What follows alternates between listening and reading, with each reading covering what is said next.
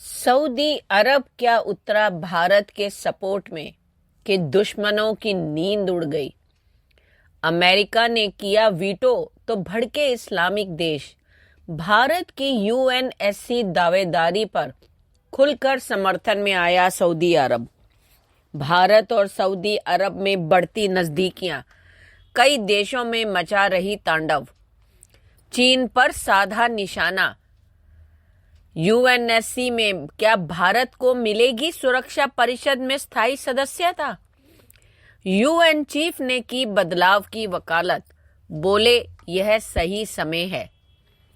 गौर मतलब है कि सुरक्षा परिषद में स्थायी सदस्य बनने के लिए हाल के सालों में भारत सबसे प्रबल दावेदार बनकर सामने आया है। हाल ही में 25 अप्रैल को संयुक्त राष्ट्र में भारत को स्थायी प्रतिनिधि रुचिरा कंबोज ने भी यूएनएससी में बोलते हुए इसे दोहराया था।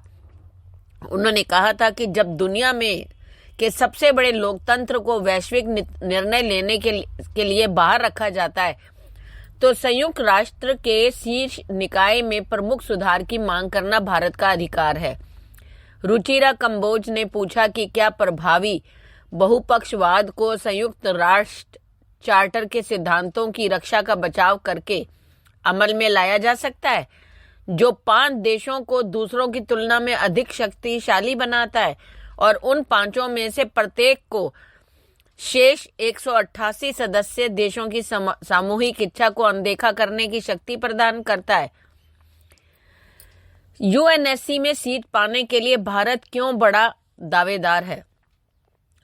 यूएनएससी का स्थायी सदस्य बनने के इच्छुक सभी उम्मीदवारों में भारत सबसे अधिक मुखर है।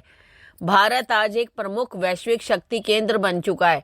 भारत की सदस्यता का दावा इन तथ्यों पर आधारित है कि वह संयुक्त राष्ट्र के संस्थापक सदस्यों में से एक है, सबसे बड़ा लोकतंत्र है, दूसरा सबसे अधिक आबादी वाला देश है और 5वीं सबसे बड़ी और सबसे तेजी से बढ़ती अर्थव्यवस्था है।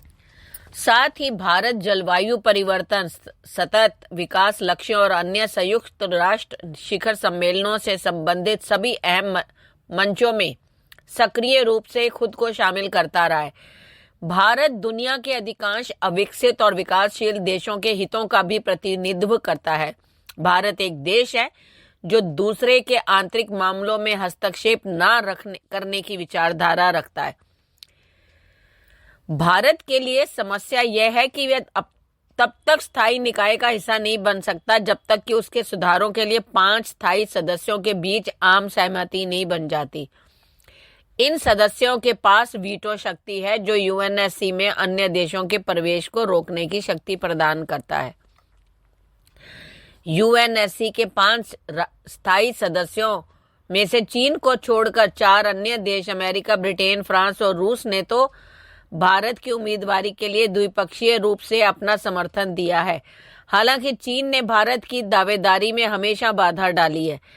चीन के करीबी सहयोगी पाकिस्तान, तुर्की, उत्तर कोरिया और इटली जैसे देश भी यूएनएससी में स्थायी सदस्यता के लिए भारत की उम्मीदवारी का विरोध करते रहे हैं। अब सवाल है कि क्या है P5? देखो, द्वितीय जो ये 5 सदस्यों की जो ये पीठ है, ये क्या है?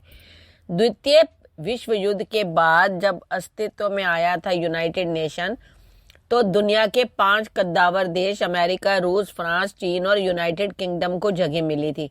इन्हीं देशों को P5 यानी परमानेंट 5 भी कहा जाता है। उनमें से कोई भी किसी प्रस्ताव पर वीटो कर सकता है। सुरक्षा परिषद के 10 निर्वाचित सदस्य जो लगातार 2 साल की सेवा प्रदान करते हैं, उन्हें वीटो शक्ति प्रदान नहीं की जा सकती।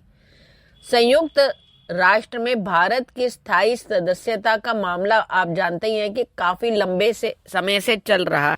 इनमें जो आखिरी सुधार हुए थे वो हुए थे 1963 में।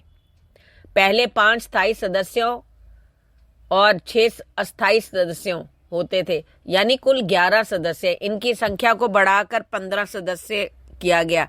इसके बाद ही लगातार भारत, जापान और ब्राजील जैसे देश इसमें रिफॉर्म यानी सुधार की बात करते रहे। इसके तहत भारत की स्थायी सदस्यता की भी बात होती रही। इनमें सुधार किया जाए, उसके 2/3 बहुमत के बाद भी यह संभव हो सकता है। साथ ही वीटो पावर वाले कितने भी सदस्य हैं, यानी अमेरिका, ब्रिटेन, फ्रांस और रूस के साथ चीन, इन 5 देशों को भी राजी होना पड़ेगा। आज की तारीख में चीन को छोड़कर बाकी तो सब कर रहे हैं, क्योंकि वह प्रतिद्वंदी बना हुआ है भारत का। और भारत और सऊदी अरब के बीच 10-12 सालों से उच्च स्तरीय वार्ताएं हो रही हैं और कूटनीतिक स्तर पर काफी बैठकें भी हो रही हैं। अब जो है संबंध भी मजबूत हो गए। सऊदी क्राउन प्रिंस मोहम्मद बिन सलमान की भारत यात्रा के दौरान दोनों देशों के बीच 50 बिंदुओं का समझौता भी हुआ। अब बता दें कि जब 2019 में भी भारत यात्रा के दौरान क्राउन प्रिंस का यह दूसरा दौरा है। जानकारों के मुताबिक इस द्विपक्षीय वार्ता दोस्ती और प्रगाढ़ होने वाली है। भारत और सऊदी के बीच में सालाना व्यापार जो है वो $5,000 करोड़ से ज्यादा का है। भारत ने साल 2022-23 के करीब $1,000 करोड़ का निर्यात किया और $400 का सऊदी से आयात भी किया। अब चूंकि भारत लंबे समय से जो है यूएनएससी में सुधार की मांग करता रहा है, तो अब सऊदी अरब ने भारत के इस प्रस्ताव का समर्थन किया है। गाजा में तत्काल युद्ध विराम की मांग वाले प्रस्ताव पर अमेरिका ने वीटो कर दिया था, जिसके बाद सऊदी के विदेश मंत्रालय ने बुधवार को भारत का समर्थन किया। सऊदी अरब के विदेश मंत्रालय ने एक बयान में कहा, दुनिया में शांति और सुरक्षा बनाए रखने में विश्वसनीयता और दोहरे मानकों के बिना अपनी जिम्मेदारियों को पूरा करने के लिए सुरक्षा परिषद में सुधार की अब पहले से ज्यादा जरूरत है। भारतीय विदेश मंत्री डॉक्टर जयशंकर ने गुरुवार को चीन पर अप्रत्यक्ष रूप से कटाक्ष करते हुए कहा कि वैश्विक व्यवस्था में तत्काल बदलाव की जरूरत है, लेकिन यूएनएससी में सुधारों का सबसे बड़ा विरोधी को पश्चिम देश नहीं है। रायसीना डायलॉग में एक पैनल डिस्कशन में बोलते हुए उन्होंने कहा, जब यूएन बनाया गया था तो इसमें लगभग 50 सदस्य थे, अब इसमें 4 गुना सदस्य हैं, तो यह एक कॉमन सेंस की बात है कि यह पहले की तरह जारी नहीं रह सकता। उन्होंने कहा, आज हम जहां भी हैं इसके लिए पश्चिमी ताकत काफी हद तक जिम्मेदार है। नए लोगों को मदद नहीं दी गई, लेकिन अगर यूएनएससी में सुधार की बात होती है तो इससे सबसे ज्यादा विरोधी को पश्चिमी देश नहीं है। उन्होंने आगे कहा, हमें बदलाव के लिए समूह बनाने के लिए धीरे धीरे संघर्ष करना होगा। डॉक्टर जयशंकर का यह बयान तब आया था जब यूएनएससी के 5 सदस्यों में से 4 ने भारत की परमानेंट सदस्यता का समर्थन किया, परंतु चीन ने भारत के रुख के प्रति अस्पष्ट रुख अपनाया। गाजा में सीज फायर के प्रस्ताव पर अमेरिका ने वीटो कर दिया था।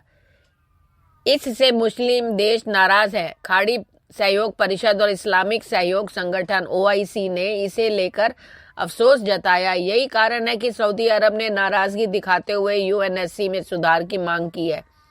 अल्जीरिया की ओर से 20 फरवरी को यह प्रस्ताव लाया गया था। इसमें बिना शर्त सभी बंधकों की तत्काल रिहाई और साथ ही गाजा में निर्बाध मानवीय पहुंच की मांग की गई थी। यह दूसरी बार है जब अमेरिका ने इजराइल से जुड़े प्रस्ताव को रोका है। दिसंबर की शुरुआत में भी इसे रोका गया था। सऊदी अरब ने जो अमेरिका पर गाजा में दोहरा रवैया अपनाने का आरोप भी लगाया। गौर मतलब है कि भारत बार बार यूएनएससी के विस्तार की मांग करता रहा है, परंतु इस पर 4 देश सहमत हैं तो एक नहीं है, जिसके कारण जो है ये सारी की सारी मुसीबत जो है वो बढ़ रही है। आपको क्या लगता है कि भारत को यूएनएससी में परमानेंट सदस्यता मिल जाएगी? अपने प्रतिक्रिया जो है कमेंट करके लिखें। धन्यवाद।